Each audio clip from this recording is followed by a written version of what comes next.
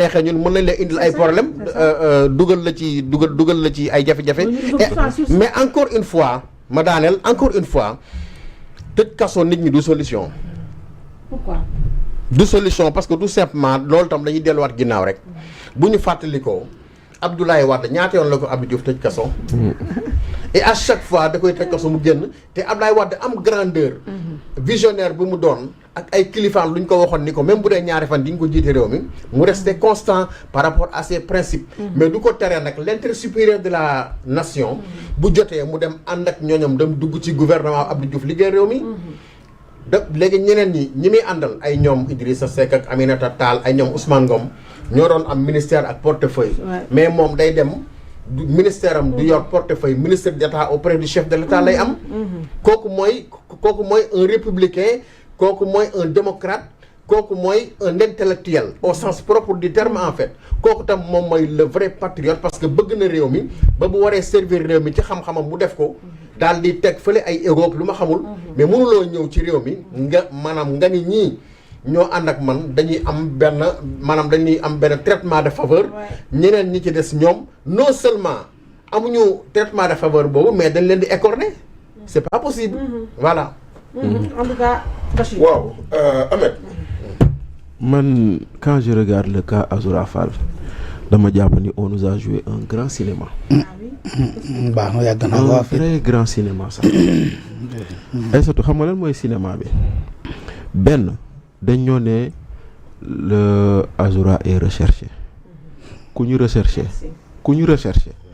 duñ la jàpp ngay ñëwal sa bopp au niveau de là où tu es convoqué buñ la jàppee dañ lay indi fuñ la convoqué. loolu leer na. parce que yow buñ la recherché Ahmed ba jàpp la mais non duñ la jàpp bàyyi la. ñu recherché la jàpp la bàyyi la non kon il n'était pas recherché loolooy benn. ñaareel bi jàpp nañ ko bañ ko jàppee ñu ne ñu dof la. këyit yaa ngi nii. waaye dof la boo xam ne moo ne ku bañ Ousmane Sonko mu dagg saaga. te bëgguma Macky Sall dama ko bañ bëgguma ko. bëgguma Macky Sall dagg saaga. Jomaay dagg saaga. kon dof gi yëpp am na fu mu yem kon kooku doful day doflu. xam nga dof ak doflu dafa loolu laa leen wax man waaw doflu danaa gis. doflu ak dof du benn. maintenant on veut lui trouver une excuse que dafa duggoon ci kaso bi que il a eu des troubles là-bas et tout soit mën na nekk mais kon bu boobaa Aïssatou ñun ñii nga xam ne amuñu lu ñu lekk bu ñu neexee dem dajji boutique bi bien sûr ne def nañu. non bu ñu amul lu ñu lekk bu ñu neexee dem dajji boutique bi bu boobaa dañu naan on a l'excuse que amuñu lu ñu lekk kon dañuy dajji boutique bi. absolument. loolooy beneen bi. te dajji boutique dañ koy tere. te dajji boutique dañ koy tere. nga jógee ko foofu noonu. déet nañ wax rek wax parce que yow mënoo xëy ñu ne la non Cheikh Tidiane Kandé amul lu mu lekk.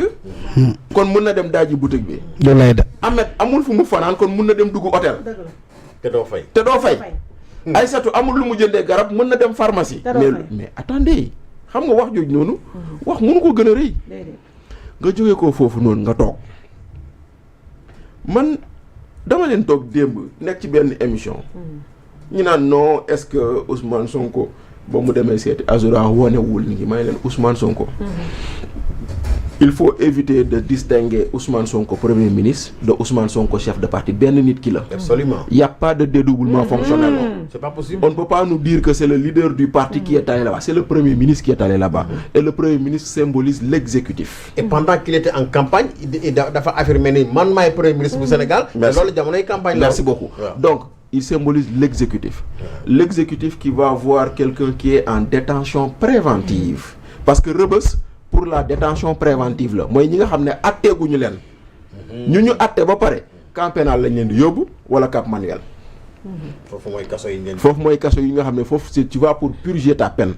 ñii nekk Rebeuss mooy ñii xaar ñu atte leen. li nga wax nii nag ñu bari xamuñu ko attention. loolu dafa jar a leeral. li nga wax nii maintenant bu jàllee loolu. ñi am ay peine yu tuuti ay maanaam ay peine 1 mois 2 mois. ñooñu la ñuy bàyyi Rebeuss ñu tëdd ko Rebeuss mais ki nga xam ne dañ lay condamné ay 2 ans 3 ans camp pénal Cap Manuel wala prison Rufisque wala feneen Sébikotane mais la prison de Rebeuss elle sert à la détention préventive mooy ñi nga xam ne kenn C'est àtteegu leen néggandiku maanaam dañu téyeb néggandiku téyeb négandiku donc téyeb négandiku mooy ku ñu àtteegul teguñ la kon yow boo demee en tant que premier ministre symbolisant C'est grave. l'exécutif tu fais une ingérence dans les affaires de la justice. Très grave.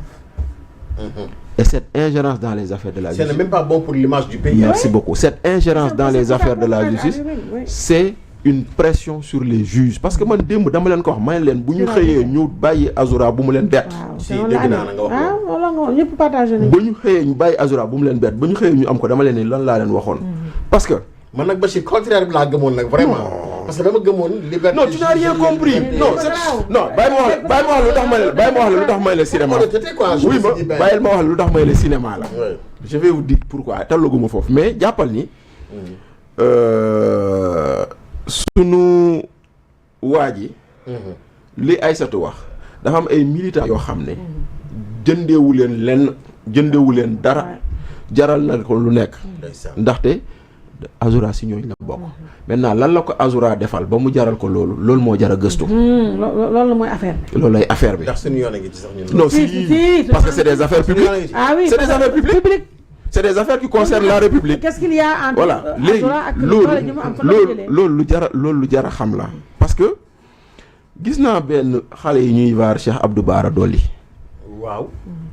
mu naan Non, boobu Cheikh Badio c'est honteux. mu naan man mii dugg naa ci otom mu wax loo xam ne bu ma ko netteloon cour d'assises lañ may Ah yóbbu oui dégg naa bi nga wax waaw. Ouais.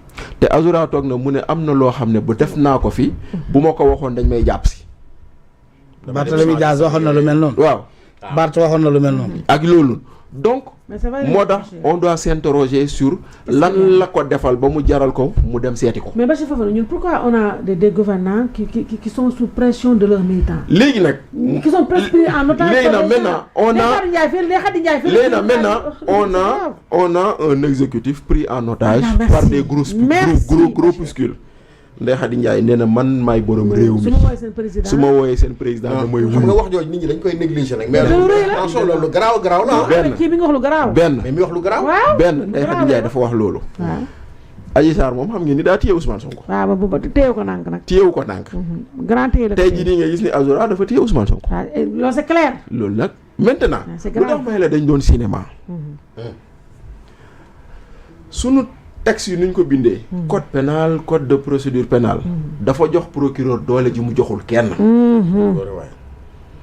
waaw. jëlal exemple Lat Diop ñu ngi koy toppee extorsion de fonds corruption sur la base de quelqu'un qui a avoué avoir corrompu man wax naa leen ko ci plateau bi wax naa ko fépp mënuma comprendre ñu ne le corrupteur est en prison xam nga le corrompu est en prison le corrupteur est libre kenn mënu ko kenn mënu ko comprendre Comme un électron. ah Comme un électron. comme un électron te ba ñuy wax nee naa leen attention Lat Diop on a ouvert un précédent dangereux te précédent dangereux boobu moo dal Ismaïla Madior ndaxte nit a taxaw ne jox naa ko ñu koy toppee te loolu noonu amul fenn fu ñu ko firnde te lii c'est la première fois mu am au Sénégal.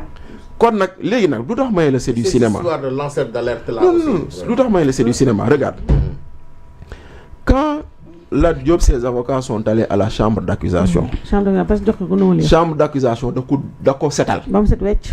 parce que chambre d'accusation nee na benn 8 milliards lañ doon toppee Lat Diop transaction bu ñu gis 15 millions la te 15 millions yi nitu Lat Diop nee na ñaari chèque la benn bu 5 millions benn bu 10 millions pour Guédiawaye football club donc imaginez de 8 milliards à 15 millions Ça, tu l'as dit et répété, hein. Vraiment. chambre d'accusation ne toute l'accusation repose sur les propos du sieur Dieng donc y a des contestations sérieuses. amul benn preuve y a aucune preuve sérieuse matérielle pour étayer l'extorsion de fonds mu ne def nañ commission rogatoire gisaguñu mooy maanaam wër nañ Sénégal gisuñu wër nañ Sénégal gisuñu dem nañ bitim réew te gisaguñu mu teg si mu ne oui comme du fait que ñu ngi wër te gisaguñu c'est pas une raison ñu maintenir ko en prison jox leen ko bàyyi leen ko mu dem à défaut takkal leen ko bracelet électronique tu sais pourquoi Lat est en prison parce que le procureur a refusé bilaay ndeysaan. et le procureur c'est qui c'est le pouvoir merci. c'est le ministre de la justice c'est le premier ministre Absolument. léegi nag maintenant pourquoi c'est du cinéma par rapport à Azura Azura oui. ba ñu toogee di àtte Azura ba ñu renvoyer affaire bi les avocats de Azoura ont plaidé la liberté provisoire. C'est normal, c'est leur droit. Le procureur s'est opposé merci à la liberté pour la provisoire. première Si fois séance bi foofu. parce que nee na Oui. Azoura ndax le procureur c'est opposé oui. C'est opposé. oui D'accordul si ñu accorder parce que liberté provisoire. Parce que jàpp na nii. qui police dafa am problème pour localiser que la garantie de représentativité Ne- d'Azoura n'est pas garantie dans la garantie. mesure où dañ ko doon wër. dañ ko doon wër Voilà. comme ni ñu wëree terroriste Voilà. Kon nag léegi moom il le maintient en prison. Ouais. Le juge décide pour raison de santé merci de lui accorder la liberté provisoire. Mais maintenant taxawal foofu xam nga c'est quoi le cinéma? Suñu code de procédure pénale dañu ne quand le juge décide, voilà. quand le juge décide, le procureur a 24 heures pour s'opposer, pour contester. et quand le Ah, procureur mais- conteste, la personne reste en prison. Ba keroog ñuy étudier contestation. À l'instant même où il a contesté. Azoura est chez lui. Il à est la rentré. contestation bi. Azoura immédiatement Voilà. Kon ça veut dire que le procureur qui refusait da doon bañantu. Da doon bañantu pour le ré- pour faire genre. Loolu moo tax may la c'est du cinéma. Parce que bu fekkul woon du doon bañantu kon tey jii nii Azoura day toog di xaar. kon yow dafa mel ne analyse bi nga gisoon démb bi nga naan day ñibbi këram en fait quoi. Mais oui. Parce que Ousmane mu sol dàllam dem seeti ko koo xam ne atteeguñu ko c'est un signal à Il faut savoir l'endroit lire entre les lignes. c'est un signal à l'endroit de la justice. Parce que tey jii nii man dama leen jox exemple Ahmed Ndoye mi ngeen invité woon sànq. bañ ko jàppee condamné ko 15 jours Ousmane Sonko da ko dénoncé. ba léegi Bachir pardon léegi beneen question bi mooy